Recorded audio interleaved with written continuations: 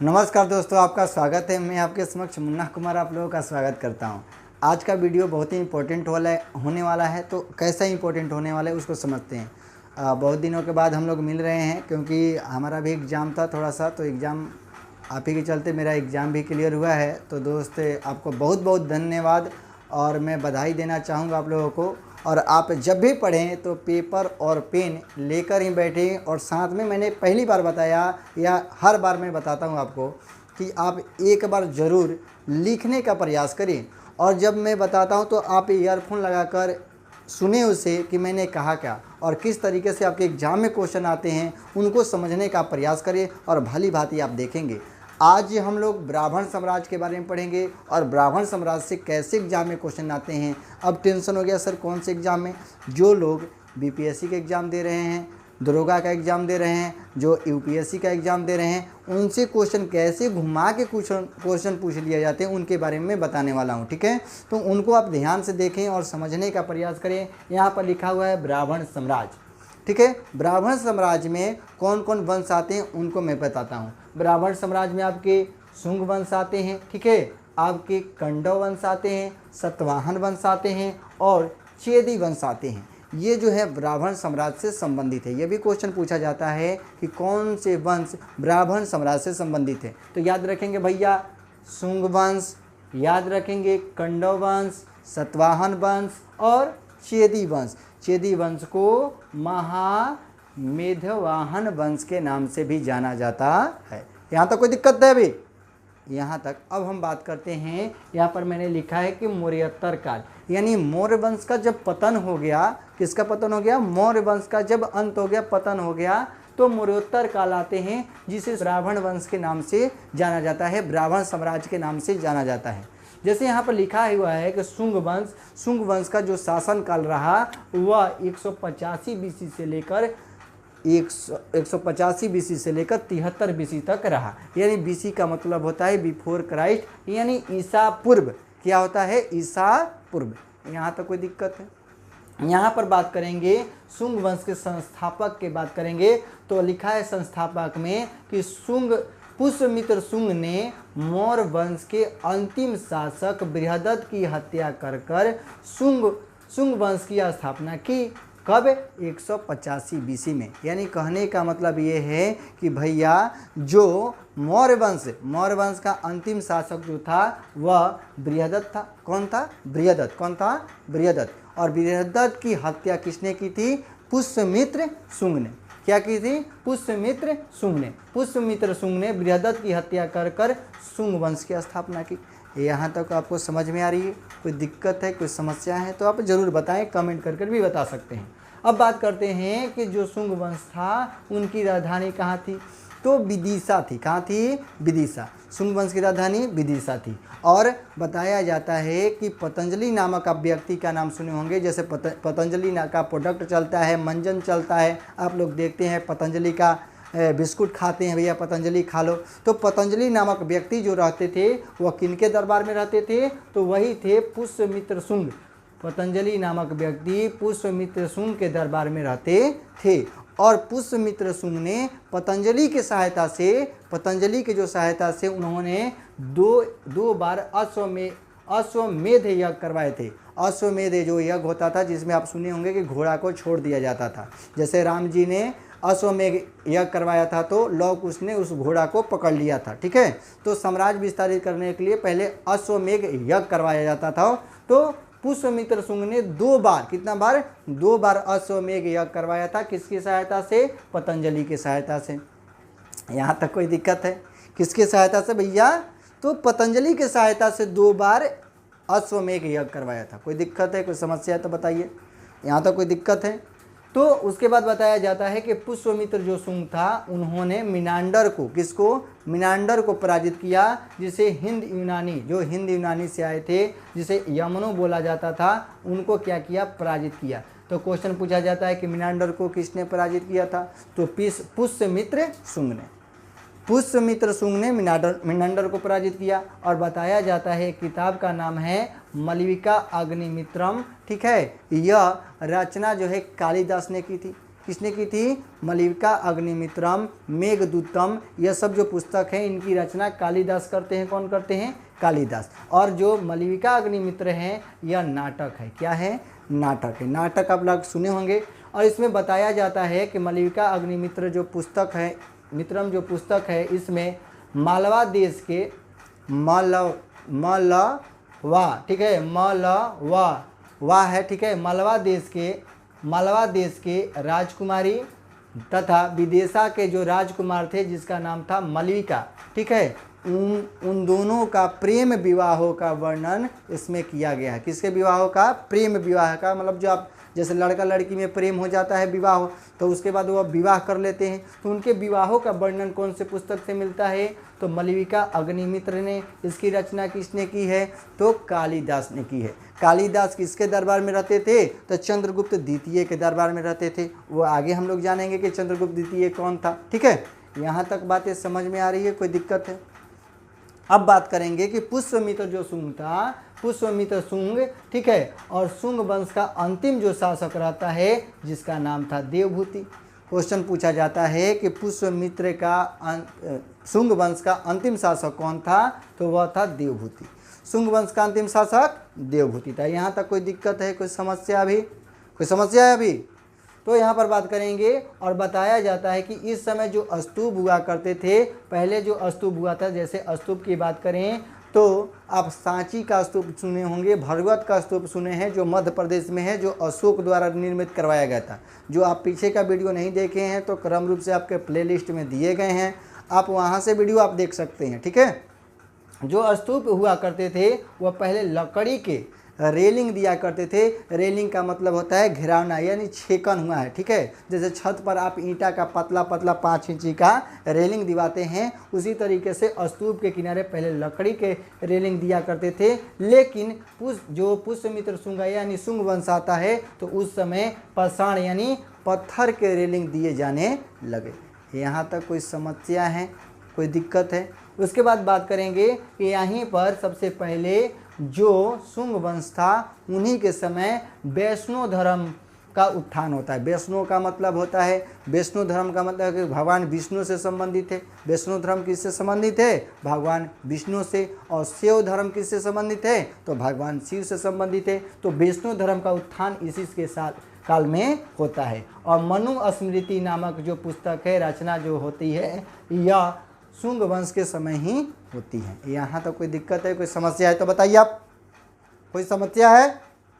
अभी आगे बढ़ते हैं। उसके बाद आते हैं कि भैया जो कंडव होते हैं, कंडव वंश, ये वसुदेव जो रहते हैं इनके सेनापति रहते हैं देवभूति के। इनकी क्या कर देते हैं? हत्या कर देते हैं भैया, मार डालते हैं। और यह कंडव वंश की स्थापना करते हैं। कौन सी वंश की? कंडव वंश की।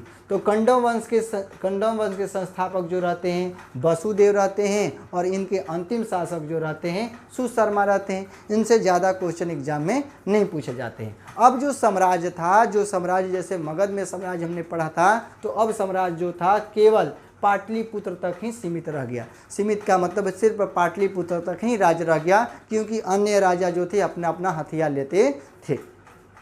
अब बात करते हैं कि सतवाहन वंश। कौन सा वंश? सतवाहन वंश। सतवाहन वंश की बात करेंगे तो सतवाहन वंश के संस्थापक जो थे शिवमुख थे। कौन थे? शिवमुख। याद रहेगा? कोई दिक्कत है अभी?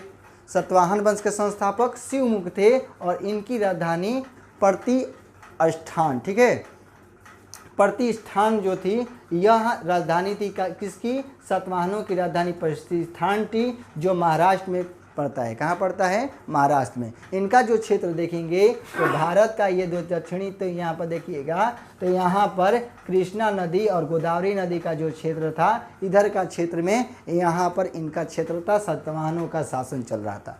यहाँ तो कोई दिक्कत है? क्वेश्चन पूछा जाता है कि सतवाहन का शासन, सतवाहन वंश का कहाँ से कहाँ तक क्षेत्र था? तो कृष्णा गोदावरी का जो क्षेत्र था वो सतवाहनों का क्षेत्र था।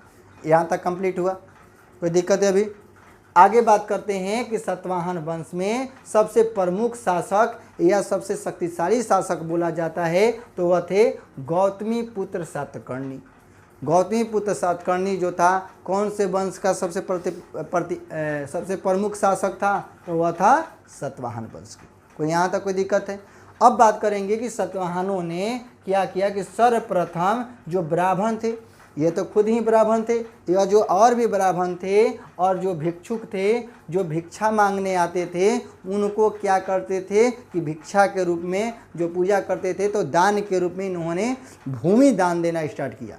ये कई बार एग्जाम में क्वेश्चन पूछा जाता है कि भैया भूमि दान देने की प्रथा किसने शुरुआत की थी, तो वह सतवाहनों ने की थी। भूमि दान देने की प्रथा किसने स्टार्ट की थी, तो सतवाहनों ने। ये कई बार एग्जाम में पूछे जाते हैं। और इनका अभिलेख कहाँ से प्रमाण मिलता है, तो नानाघाट अभिलेख से। कहाँ से प्रमाण मिलता है, तो नानाघाट अभिलेख से जो होता है भूमि दान देने की प्रथा देखने को मिलती है, यानी लिखी गई है नानाघाट अभिलेख से। ठीक है। और सर्वप्रथम यह क्वेश्चन पूछा जाता है कि सर्वप्रथम भूमि दान देने की प्रथा किसने स्टार्ट की थी, तो सतवाहनों ने। ठीक है। और जब भूमि दान देते थे तो जहाँ की भूमि देते थे वहाँ का मतलब टैक्स लेना, वहाँ की व्यवस्था का सब कुछ जो था वह राजा के हाथ में, वहाँ के जो ब्राह्मण थे उनके हाथ में हो जाता था। यानी राजा हो गए और भूमि यहाँ पर थोड़े थोड़े दे देते थे, तो वहाँ पर छोटे छोटे राजा हो जाते थे। यहाँ पर लिखा है कि सामंत व्यवस्था। सामंत व्यवस्था ऐसी व्यवस्था जो राजा के अंदर राजा होता था। सामंत व्यवस्था ऐसी व्यवस्था को कहा जाता था जो राजा के अंदर राजा होता था। जैसे सतवाहनों ने क्या किया कि ब्राह्मणों और भिक्षुकों को क्या देने लगे, भूमि देने लगे, गांव के गांव देने लगे। तो अब जब गांव दे दिए तो वहाँ का राजा, उस गांव का राजा ये ब्राह्मण बन गए और राजा खुद है ही सतवाहन। यानी राजा के अंदर जो राजा होने लगे उन्हें सामंत व्यवस्था के रूप में जाना गया। यहाँ तो कोई दिक्कत है, कोई समस्या? अभी हम बात करेंगे आगे कि सतवाहनों ने सिक्के भी चलवाए थे। क्या चलवाए भैया? सिक्के चलवाए थे। कैसे सिक्का चलवाए थे, तो भैया उन्होंने शीशे के सिक्के चलवाए। किसके? शीशे के सिक्के चलाए, चांदी के सिक्के चलाए, प्रोटीन के सिक्के चलाए और कांसे के सिक्के चलाए और आदि सिक्के चलवाते हैं इन्होंने।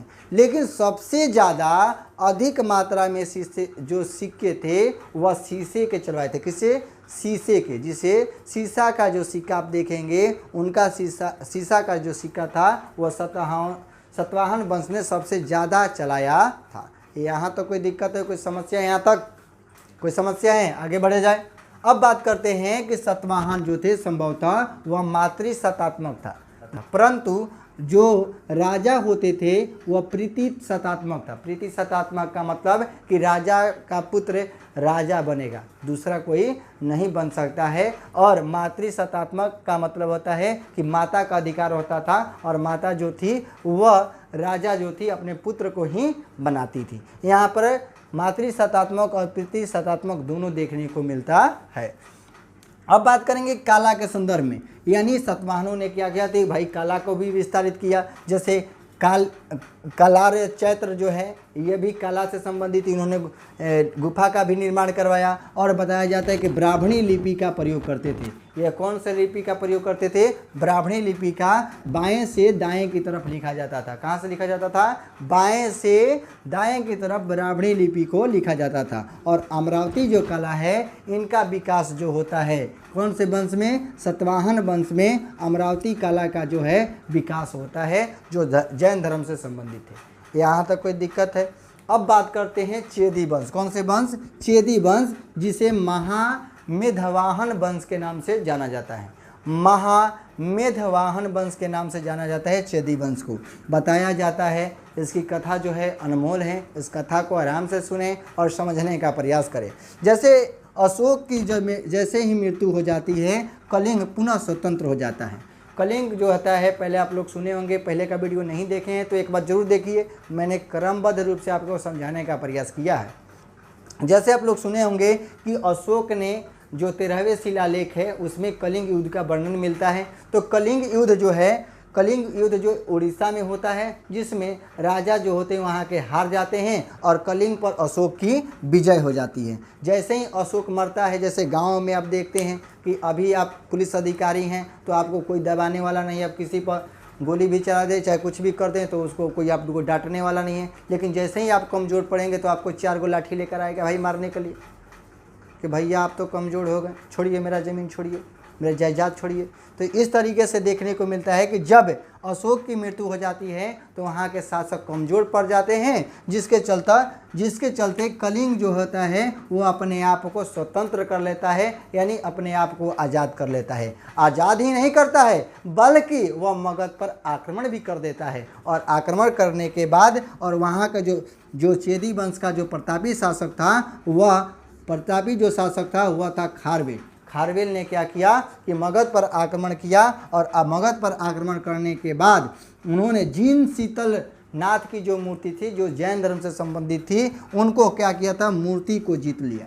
मूर्ति को क्या कर लिया, जीत लिया। जो पहले जो थे महापद्म नंद जो थे, जो नंद वंश के संस्थापक थे, उन्होंने कलिंग पर आक्रमण कर किस पर आक्रमण कर कलिंग पर आक्रमण कर जिन शीतल की मूर्ति जो थे लूट कर कलिंग से मगध में लाए थे। और वही खारवेल क्या करता है कि जब अशोक की मृत्यु हो जाती है तो जिन शील की मूर्ति मगध पर आक्रमण कर वह फिर कलिंग लेकर चला जाता है। इनसे कई बार एग्जाम में क्वेश्चन पूछे जाते हैं, तो इन बातों को ध्यान रखेंगे। और यहाँ पर हाथी गुफा जो अभिलेख है वह कहाँ है, उड़ीसा में, और इसी हाथी गुफा अभिलेख पर इन बातों को दर्शाया गया है, लिखा गया है।